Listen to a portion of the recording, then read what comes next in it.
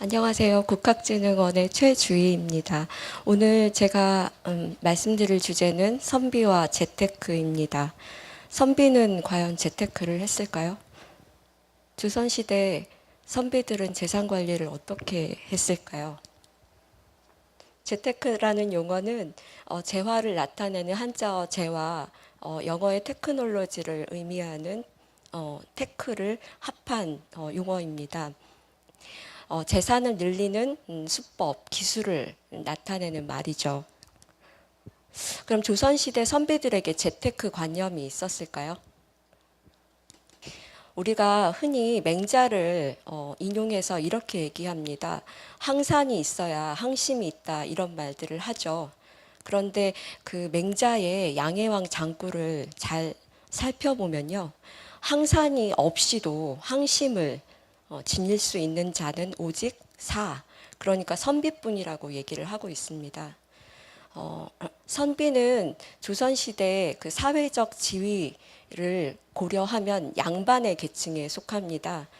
제가 지금부터는 이 선비의 사회적 지위를 나타내는 양반의 재산 관리법에 대해서 좀 설명을 드리고 양반과 선비가 어떻게 달랐을지 말씀드리도록 하겠습니다. 조선시대 선비도 항산을 위해서 애썼는데요. 첫 번째 항산을 위한 방법으로 뭐가 있었을까요? 토지가 있을 수 있겠죠. 지금 보시는 이 그림은 숙종대 그 전국적으로 행해진 토지조사 사업의 장부입니다. 우리가 보통 양안이라고 얘기를 하죠. 이 토지 대장을 보게 되면 토지 주인이 나옵니다. 기주라고 하는 주인이 나오는데요. 조선 전기에는 이렇게 토지를 직접 소유한 주인들이 토지를 자주 거래하지 못했습니다. 기본적으로 토지는 막비왕토, 그러니까 왕의 것이라는 생각이 있었기 때문이죠. 그런데 그 왕이 자신의 관료들에게 세금을 거둘 수 있는 그런 권리인 수조권을 주는 제도가 명종대 이후에 사라집니다. 그 다음에는 양반들이 스스로 토지를 개간해서 자신의 토지로 만들기 시작을 하죠. 그래서 과전법이 시행된 이후에 양반들은 토지를 경영을 해서 자신의 재산을 늘리기 시작합니다. 그런데 이 토지를 개간을 할 때 누구를 활용을 할까요? 자신의 노비를 활용을 하죠. 그래서 그 선비들의 또 다른 그 재산인 바로 노비가 이 14세기와 17세기 사이에 늘어나게 됩니다. 제임스 팔레나 이영훈과 같은 학자들은 14세기에서 17세기에 해당하는 이 시기가 노비가 가장 많이 늘어나는 대확장기라고 얘기를 해요. 그러니까 전체 인구의 30~40%가 바로 노비라고 얘기가 되고 있습니다. 선비들의 중요한 재산이 첫 번째는 토지고 두 번째는 바로 노비가 되겠습니다. 14세기에서 17세기에 해당하는 시기에 노비들이 가장 많이 늘어나는 시기고 그만큼 양반들의 재산도 어떻게 됐을까요? 늘어났겠죠. 예. 이 토지와 노비를 경영해서 재산을 늘리는 방식은 하지만 이후로 계속되지 못합니다.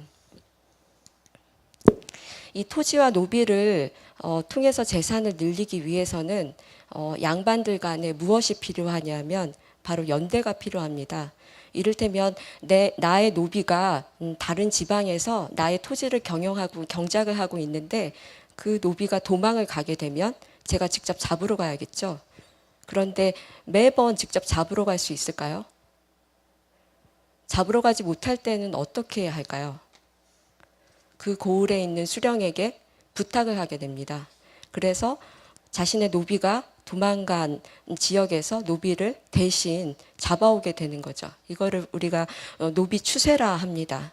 그렇게 다른 지역의 가족들과 그 노비들을 관리하기 위해서는 양반들 간의 네트워크가 중요하게 되는 것이죠.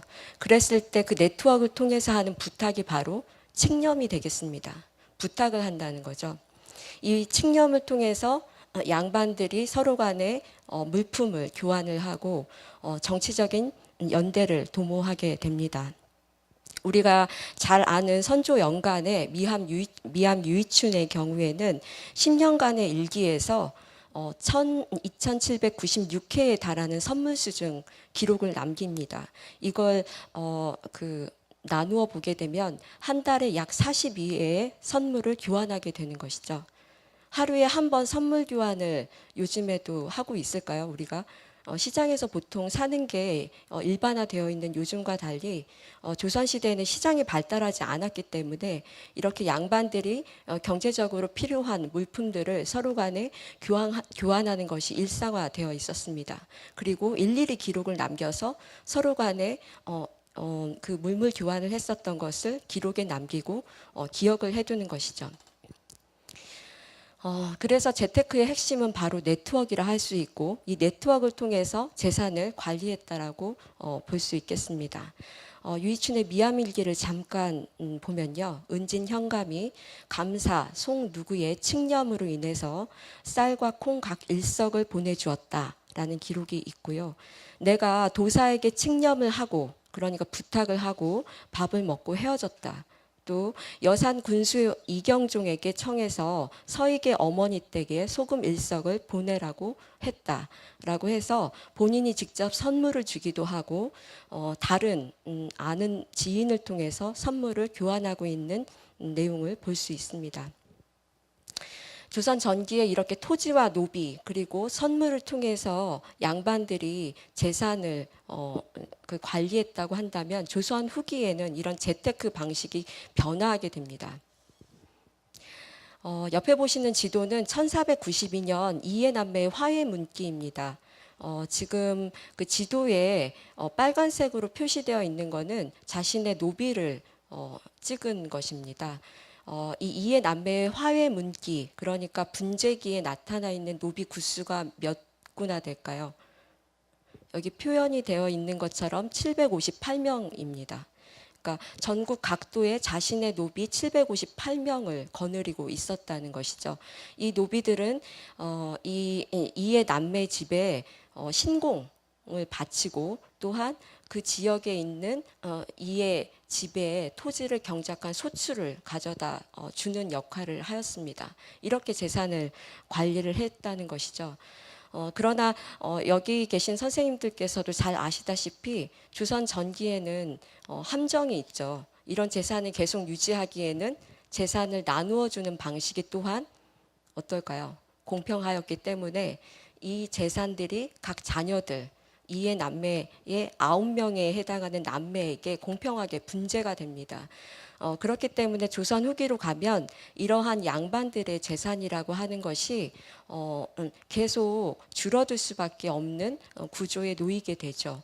그래서 우리가 보통은 조선 후기에는 장자, 우대, 상속이 일반화된다라고 얘기하는 것도 양반들이 스스로의 재산을 지키기 위한 하나의 노력이었다라고 볼 수 있겠습니다.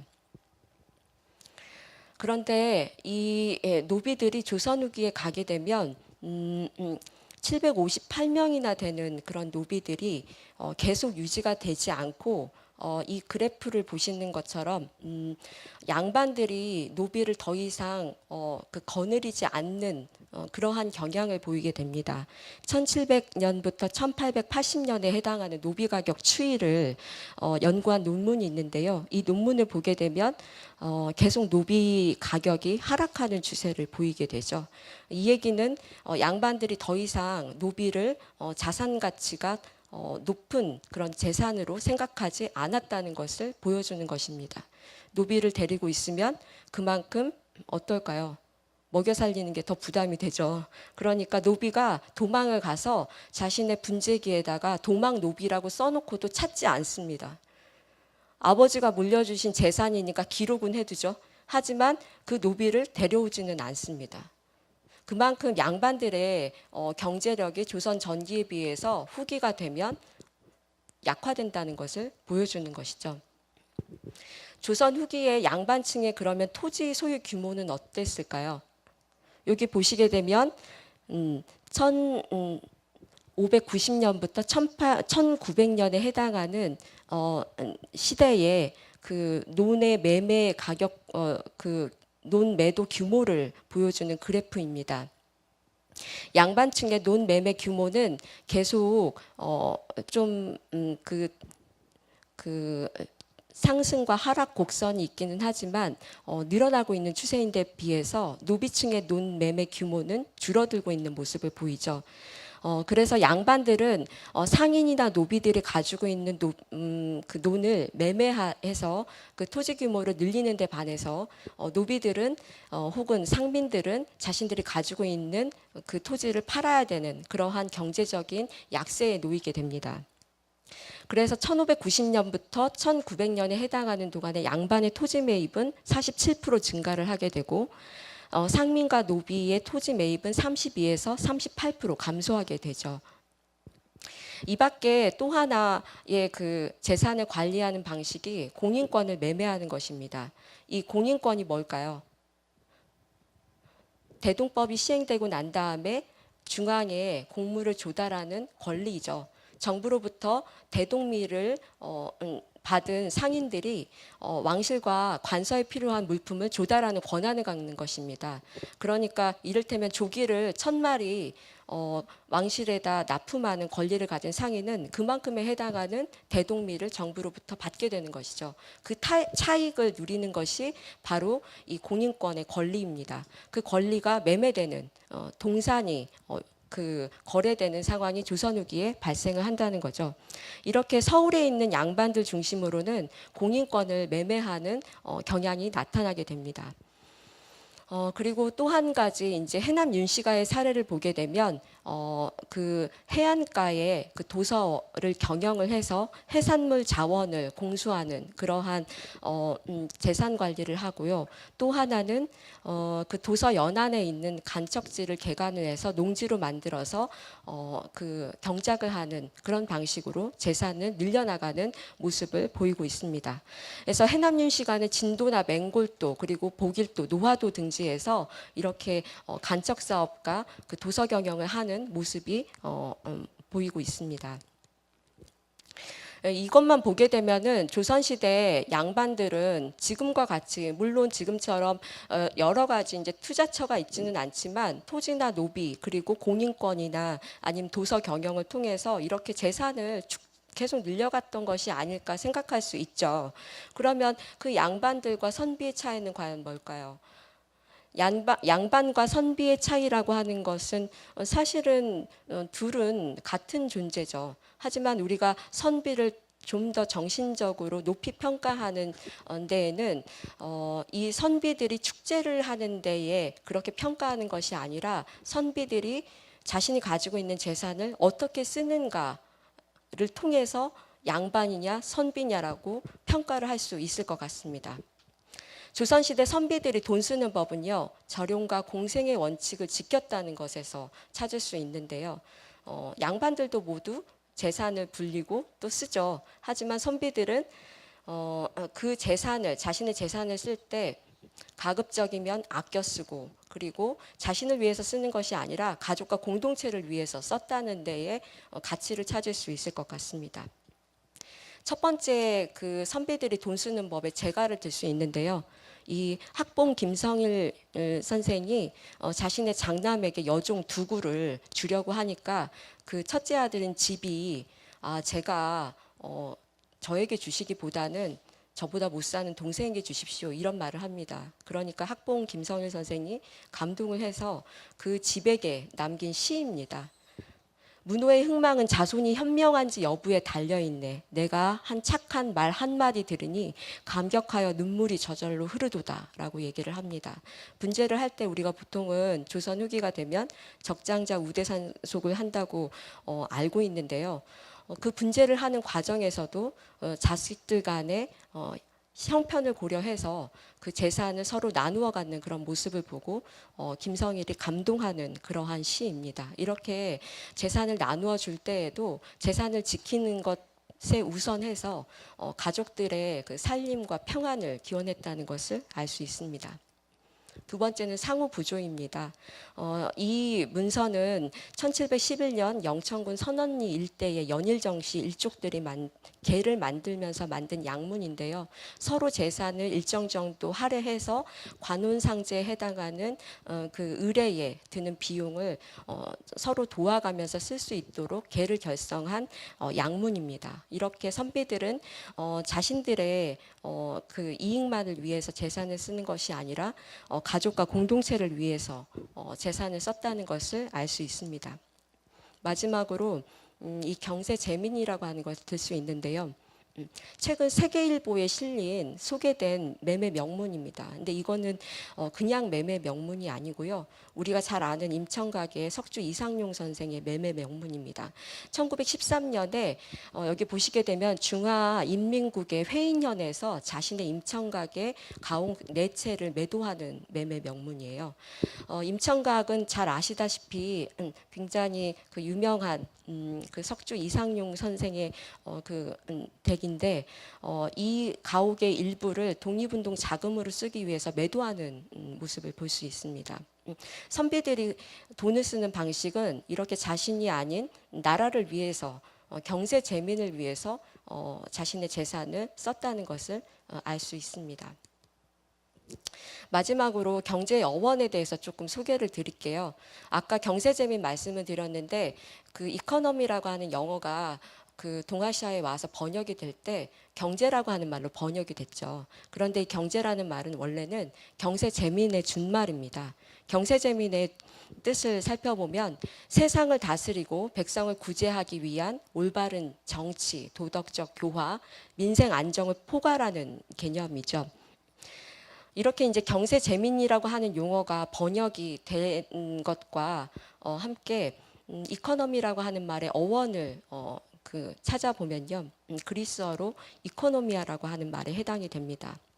이 이코노미아는 제가, 가정, 가계, 그러니까 가정을 잘 관리하는 말로 이코노미아라는 말이 있었고 그것이 오늘날의 이코노미라는 말로 쓰이게 되는 것이죠.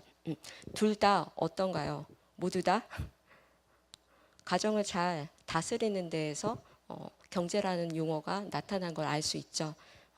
이런 경제라고 하는 어원을 돌이켜보면 우리가 이전에 봤던 선비들이 돈 쓰는 법을 통해서 경제가라는 용어가 잘 표현된다는 것을 알 수 있습니다. 오늘날의 그 돈 씀씀이는 재산을 더 불리기 위해서 혹은 자신의 욕망을 실현하기 위해서 돈을 쓰죠. 하지만 우리 선조들이 특히 선비들이 어떻게 돈을 썼는가를 살펴보게 되면 경제라고 하는 용어를 어떻게 이해해야 되는지 다시 한번 생각해 볼 수 있을 거라고 봅니다. 이상으로 강의를 마치겠습니다. 네.